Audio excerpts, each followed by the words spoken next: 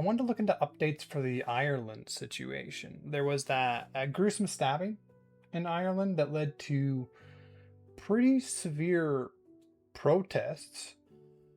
Um, and I want to find out like what caused the initial altercation. Like it did look like he was trying to cut someone's head off. That is not normal. Let's let's see if they've gotten any new information about it. Recently, I've been seeing in the news a situation in Ireland where there was a gruesome stabbing. There's a lot of rhetoric going around online. Do we have any information on what caused it? Um, what condition is the victim in? And what has happened to the perpetrator? That should get it for us.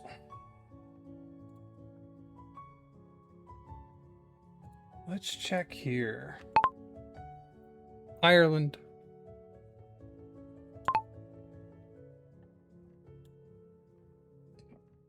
Okay. Ireland, aggressive migrant is taught a valuable lesson by an Irish. I mean, I don't know. When we get into X, I'm not exactly sure what I can watch, and I'm pretty sure I can't watch that one. Let's see what it says. The 9th. This is the actual video. Okay, well we can't. I have seen that one, and that one's gruesome. There's a reason they blur it. All right, here we go.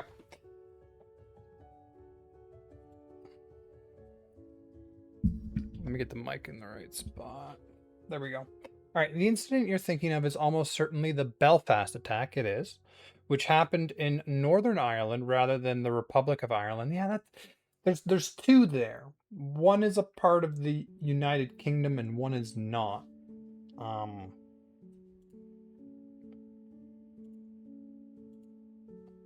Let's just pull up a map of that. Ireland map Google. So we got Northern Ireland, which is where it happened. Let me pull this up bigger.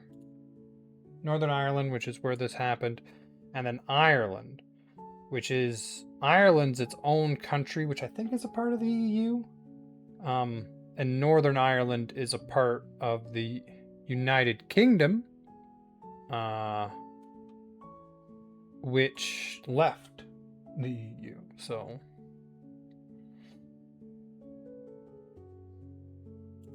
let me just make sure. Is Ireland a part of the EU? Yes, okay. And then Northern Ireland would have separated with the rest of the United Kingdom. The two are often conflated, but Belfast is part of the UK. Here's what's confirmed as of the latest reporting. What happened and what allegedly caused it. Okay, allegedly. We don't know what caused it yet. The attack took place on Kinnaird Avenue in North Belfast on Monday, June 8, 2026. Video posted online showed a man straddling another man on the street and slashing him repeatedly in the head and neck with what police described as a kitchen knife found at the scene. Bystanders intervened and tackled. I mean, the one guy kind of whacked him with a pole, but they did intervene. Yes, they did not tackle, from my understanding, from the video I saw. The attacker before police arrived. Importantly, the cause is not yet established and may not be a clean motive story. The police service of Northern Ireland has said there is no information suggesting the attack was terrorism related, and they are not seeking other suspects. So, like, something to cause someone to attack you that severely with a knife. This can't just be random, right? Like, there has to be a reason, like an altercation of something that led to such an escalation, because like that is crazy. Like, you are never seeing the light of day again after that. And maybe even the victim, like, they lost one eye, had the other eye damaged. Like, that's horrible. Let me just make sure the chat's functioning. Okay, we're good.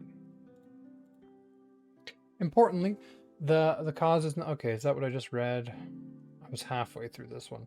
Much of the rhetoric you're seeing online is running ahead of what's actually known. Graphic video was circulated by far-right figures who used it to call for mass anti-immigration protests, and a great deal of unverified claims have spread alongside it.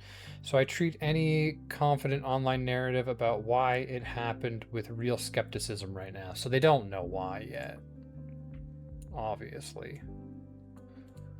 The victim's condition. The victim is Stefan Algoville. Let's get his name right. I don't like butchering names.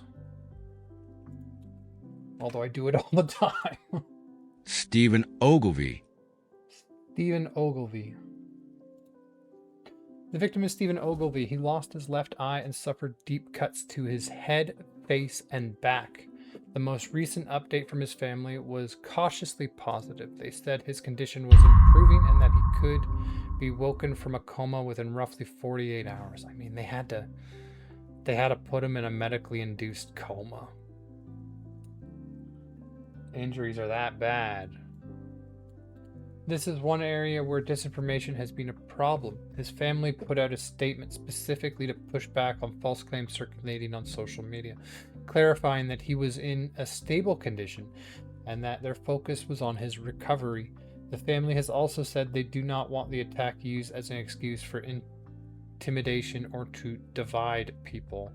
I mean, like, when you see that video, the one that I will not show, but literally search Ireland on X and it was number 2. Like that's a dividing video, okay? That's someone getting attacked with a knife in the street. I don't there's no situation that makes that okay. Like, there is no, oh, but this happened beforehand, that makes it fine to attack someone in the knife with someone in the street with a knife. Like, there's no there's no making it better. Like, it's dividing. Violence generally divides people. What's happened to the perpetrator? A 30-year-old man named in court as Hadi Alodid appeared by video link at Belfast Magistrates Court, charged with attempted murder. He was also charged with threatening to kill a radiographer. What? Oh, so he was also charged with threatening to kill a radiographer the same day and with possessing a knife. So he threatened to murder someone and then attempted to murder someone. Like, did nobody, was the threatening to murder someone beforehand? Did no one, like, follow up on that? He refused legal representation through an Arabic interpreter. I mean, he doesn't even speak English.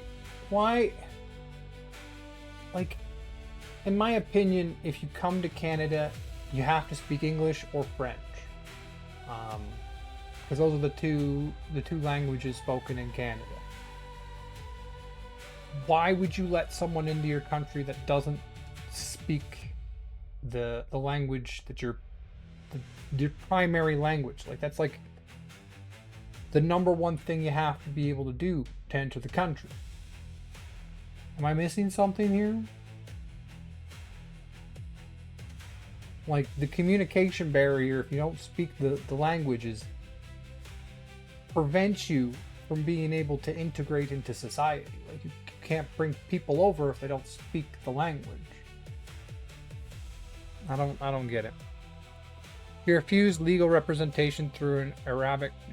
I said it wrong the first time. Now it's in my brain wrong. Arabic. Through an Arabic interpreter, and did not enter a plea, and was ordered held in jail. Police said he is a Sudanese. Okay, so like, I've heard he was from Sudan. The police said he is a Sudanese national who entered Northern Ireland from the Republic of Ireland in 2013, applying for asylum, and was granted a 5-year permit to remain. So he was fleeing the Republic of Ireland to Northern Ireland. I wonder why he was fleeing the Republic of Ireland. Sudanese map. Sudanese is from Sudan, right? Yeah, so they were saying he wasn't from Sudan, and now they're saying he is from Sudan. Okay. He does appear to be Sudanese. Because this is from the police, that is a Sudanese national. Okay, the aftermath. The attack triggered serious unrest. 2 nights of rioting followed, with masked men setting fires to home they believed housed immigrants, torching a bus, and pelting police with rocks. Officials said more than 24 people lost their homes, and 12 police officers were injured in what the Northern Ireland secretary called racist thuggery. I mean, like, why add that to it? If you're letting people over from a country, and then the people that you let into your country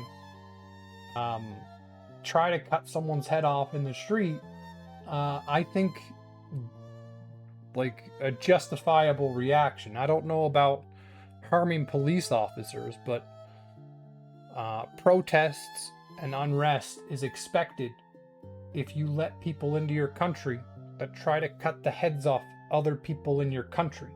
Like, you're going to have unrest if you do that. Generally, like, in my opinion, nationals that are born in your country, if you look at your nationals who are born in your country compared to immigrants that you bring in, I hold them to a higher standard. Like, I want to bring good people into my country, and I don't want to bring, like, beheaders into my country, okay? Because I can't do anything about the nationals that are here, so they're like, whatever, but the people we choose to enter our country, I hold at a higher standard.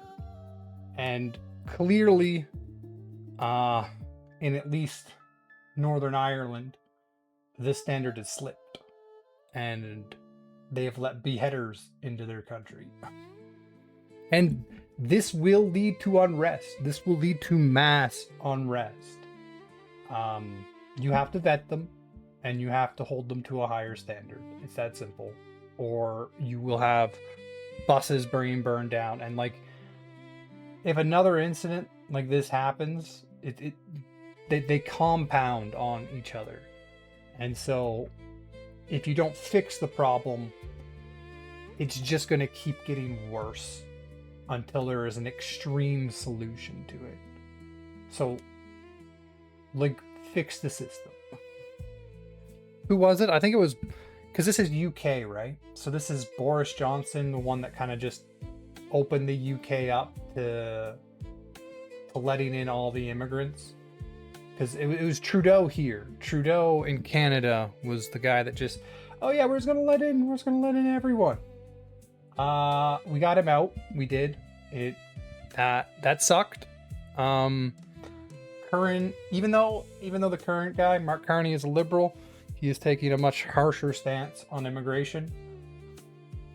Not as harsh as I would like, but he is taking a harsher stance. So we're moving in the right direction. It looks like, from my understanding, the UK is as well. What was it? Restore Britain or something, the new party that they got there now, has in their last election, which isn't for seats in their parliament, but is for like their municipal level, Restore Britain won a lot of seats. Like I think they won the most seats in that election. So there's a lot of support. And I think it's 2 years until their next like leadership election, and you're gonna see one heck of a swing in the country because of incidents like this.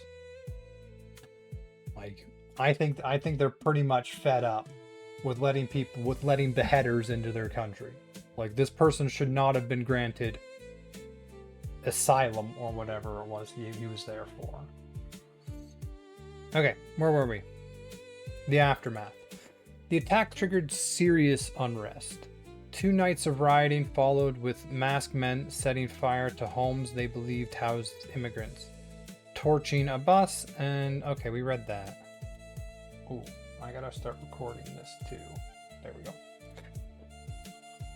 One thing worth flagging, given your mention of online rhetoric, reporting has tied this to a broader pattern. The violence echoed riots 2 years earlier and protests a week before in Southampton, and commentators noted all of the cases involved Black or Asian suspects and white victims.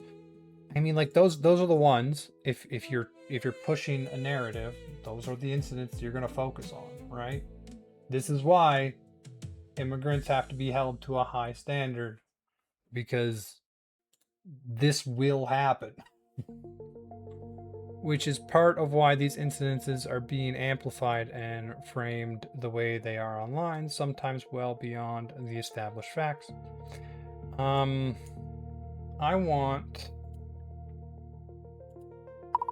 I hear that there were elections in Britain recently.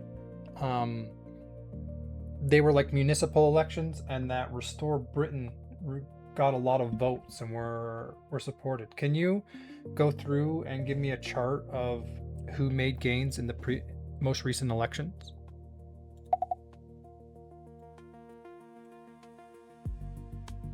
Let's have a look. Because it's been a wild ride in England and the UK recently.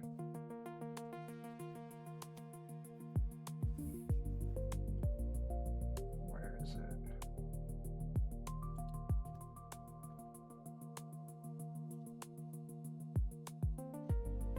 All right, let's have a look.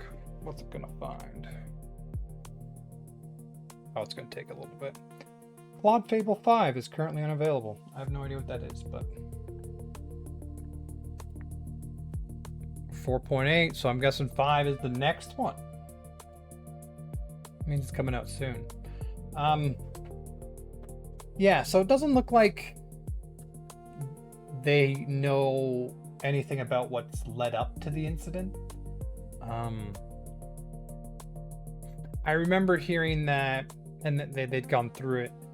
They'd come from the Republic of Ireland to Ireland. So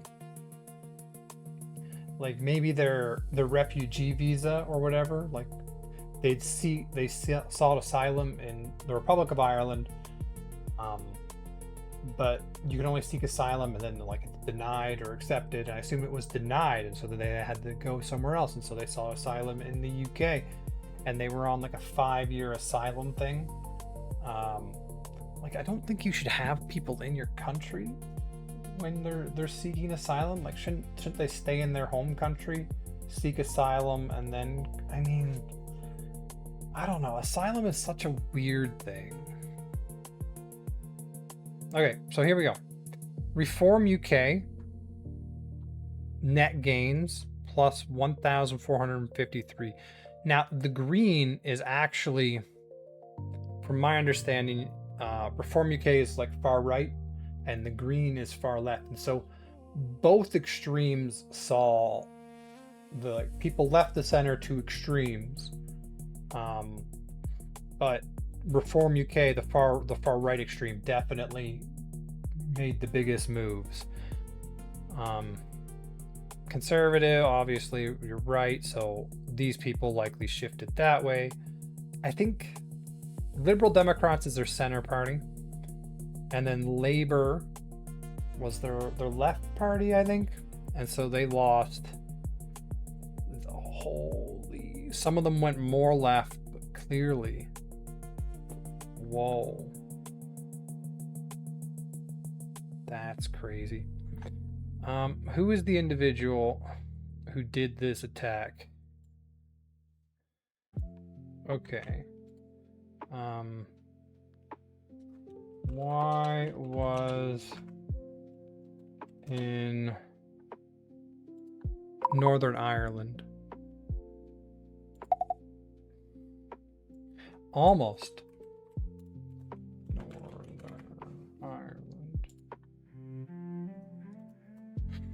I think he was there on like a refugee thing.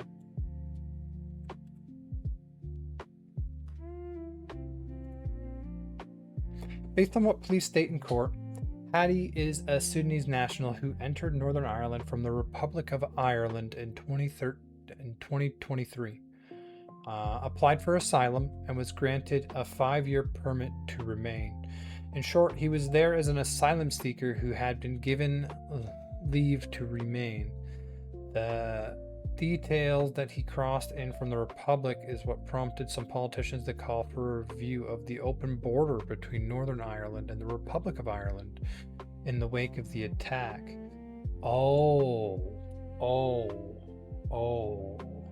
Like, I'm not caught up in my Irish history, but from my understanding, Northern Ireland and the Republic of Ireland have a fraught past.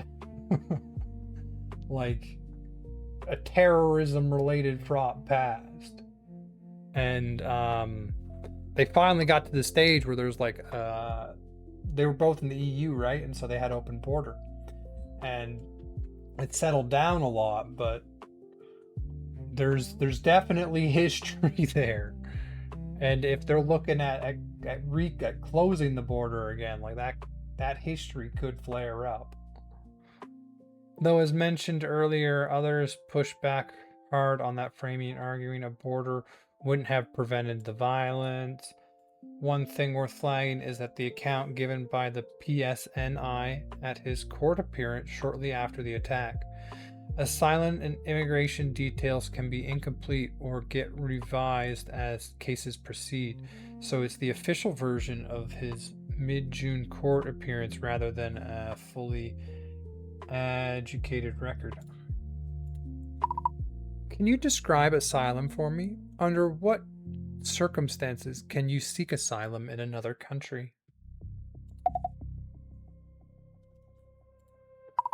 What circumstances can you seek asylum in Canada?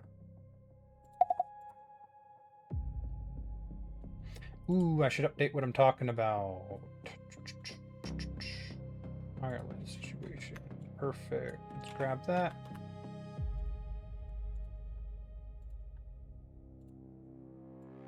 We are not talking about gerrymandering anymore.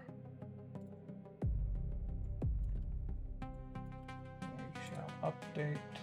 How do I update on YouTube? Oh, it's here. Thanks. Perfect. Okay, here we go. Happy to walk through this. This general framework is settled international law. The general framework is settled international law, but Canada's specific rules have been changing recently. So let me verify the current Canadian details before describing them. Okay. This is the whole thing where it tries to talk to you while it's doing its thinking. I've had it be like, oh crap, I found contradictory information. Give me a minute. I didn't say it like that, but that's what happened. Clearly. Okay. There are really two layers to asylum. The substantive question of who counts as someone deserving protection, and the procedural question of how and where you can actually claim it. Let me take them in turn. What asylum is. Asylum is protection a country grants to a foreign national who cannot safely return to their own country because they face prosecution or serious harm there. Like, that can be interpreted in so many different ways. Like, serious harm. I don't know. Like, could you consider poverty as serious harm?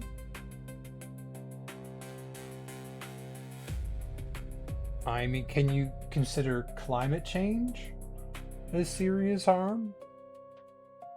Could we see a wave of climate asylum seekers? Like, we're about to have a super El Nino, and it's gonna, from my understanding, it messes with weather patterns across the world. And we've had, it was like the last time, I don't remember the exact figures, but it was like 2 trillion or something in lost global economic value because of the last El Nino. And they're expecting this one to be more severe. I don't know. Okay, someone granted asylum can stay legally rather than being sent home. The core principle, but like someone granted asylum. So if their asylum claim is pending, what happens? Because from my understanding, this individual that caused the knife attack had not been granted asylum. They were like going through the asylum review process, and they're given 5 years to do that, but they're allowed to reside within the country for those 5 years.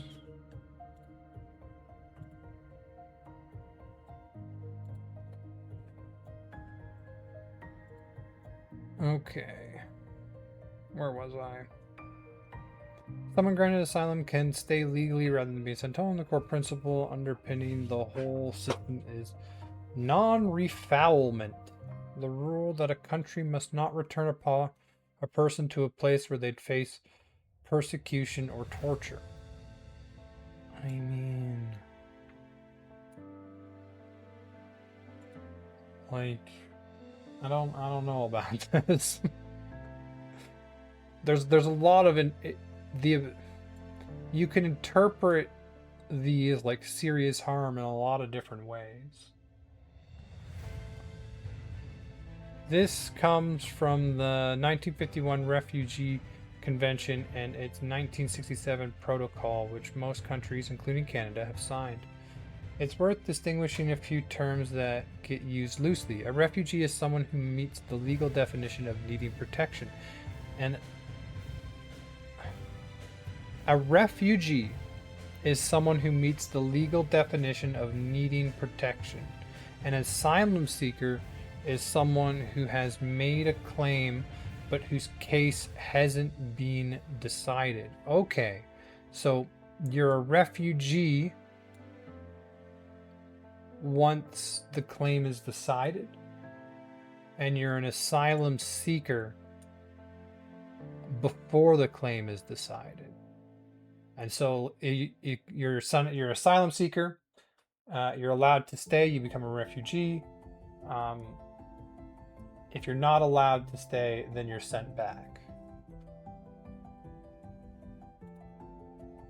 And asylum versus resettlement differ in where you ask. Asylum is typically claimed from inside the destination country or at its border, whereas resettlement is arranged from abroad, often through the UN Refugee Agency. Like, this is the one that is preferable, right? If he was going through the resettlement process as an asylum seeker, then he would be in the original country until the claim is processed and then not allowed in. Like, you don't let the beheaders in, okay? That one's pretty simple. That causes a lot of problems. If you forget this rule, you will be reminded of this rule eventually. just playing around the vertical settings here. Differ. Resettlements range from abroad. Okay, the grounds for seeking asylum. Under the Refugee Convention, the classical definition of a refugee is a person with a well-founded fear of persecution on one of 5 grounds. Okay, let's just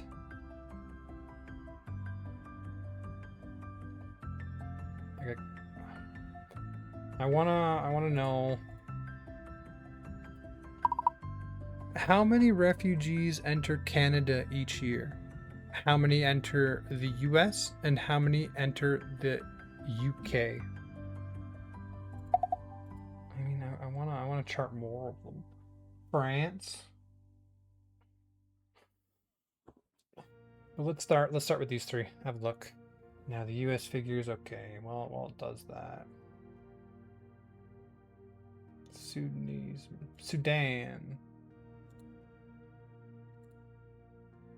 Yeah, like Sudan is going through a rough spot. You have gold mines down here, and I think it's your United Arab Emirates really like these gold mines because they're like a big gold hub. So they've invested into like the proxy group that's fighting against the like the armed forces of Sudan, and they control this region, and so they control the gold here, and this is just a brutal civil war. Like this is the genocide. Like this is a genocide happening right now in the world. You got Ireland. Okay, let's see. Let's get the figures. All right. Asylum claims. Canada. Resettled refugees.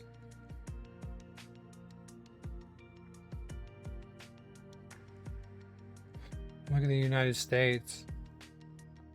Resettled refugees. They resettled 100,000. And then in 2025, so Trump, near 0. They just reduced the resettlement to 0. Asylum claims / application. So these are not the actual figures of people that are let in. These are the people claiming to want to be let in. 171,000 in Canada. 80. That about tracks. I mean, you look at it like a 10-fold increase in the size of the United States. I mean, the United Kingdom had less. 100,000. Okay, so there's asylum claims. People who arrive, often on their own, and claim protection from inside the country or at its borders. These numbers are large. Resettled refugees, people selected abroad, usually via the UN Refugee Agency and brought in through a formal government program. These numbers are much smaller and are deliberate policy choice. Okay. Canada received that many claims in 2024 at ports of entry and inland offices. Separately, on the resettlement side, Canada resettled over 49,000 refugees in 2024, more than a quarter of all those resettled worldwide that year. Whoa. The resettlement number is coming down by design. For 2025, the plan was to welcome 38,350 resettled refugees. One more figure that's easy to mix up in 2024. 76,000 refugees and protected persons were admitted as permanent residents. That's people finalizing the permanent resident status, a different count again. There's so many counts. So these are the people seeking a claims, and these are how many claims were allowed. Okay. United States.